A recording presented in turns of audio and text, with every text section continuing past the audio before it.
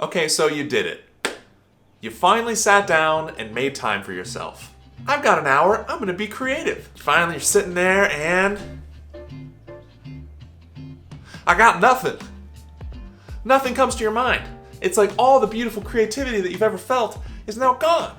Let me just reassure you, we have all been there before. I am there all the time. In fact, I'm there right now because I don't know what to say next. When I'm stuck in that situation, I like to make some rules for myself. And I know what you're thinking. Rules? Michael, creativity is just supposed to be bobbing and weaving in the flow where you're just, just the world is your oyster and you can go any creative path you want. I believe that. I really do. But a lot of times, I get so overwhelmed by all the options that I get stuck and I can't create anything. So I like to make rules. For instance, a couple videos ago, I made a short little film called Mother. And the rules I made for myself was I only wanted to use one lens, I wanted it to be a story about Portia and my son, and I only wanted to use natural light. So all of a sudden I made these rules for myself, and it was like the creative world wasn't so big.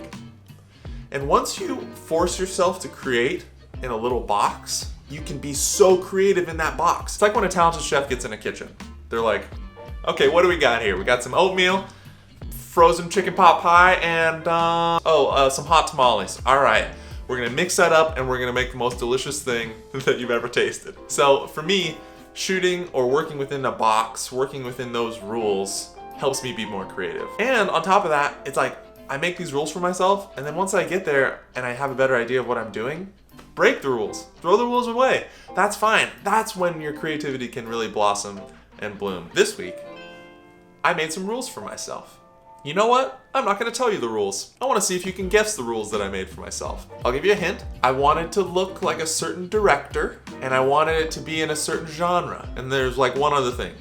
But see if you can guess. See if you can spot it.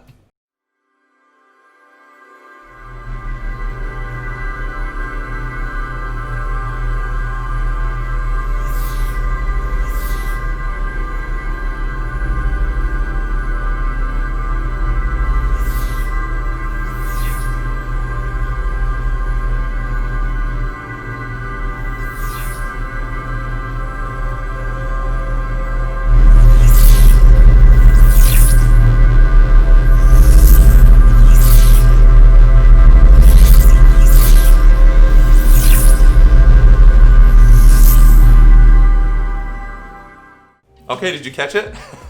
I've been watching a lot of Spielberg lately because it's Halloween, but I've been watching E.T., I've been watching Close Encounters of the Third Kind, I've been watching just a bunch of his stuff, and I've noticed that he uses practical light. So I was like, I want to make something in the sci-fi genre, I want it to feel and look like Spielberg, and I want to use practical light. Because Portia and I watched Poltergeist the other day, and they have this cool scene where the girl gets sucked in the closet, and I thought, well, that's cheap, so I wanted to do it too.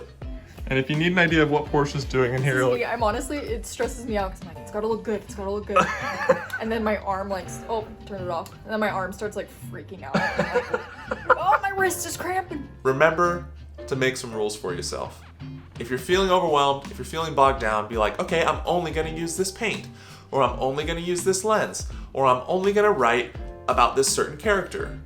And doing that, it narrows your focus so that you can finally create. Break down the walls that are stopping you from creating, because the only thing that's getting in your way is you. And I'm giving myself this advice because I get in these blocks all the frickin' time. From the bottom of my heart, everyone who watches, thank you. And if you're new, consider subscribing. This is only a positive community. We're here to lift each other up. Thanks for watching. I'll see you guys next week. At the end of the day, guys, you just gotta do what you love. What a freaking cliche. What just the absolute cliche I am. I got a pegboard with my favorite sayings on it? Who is this guy? He must look at way too much Pinterest.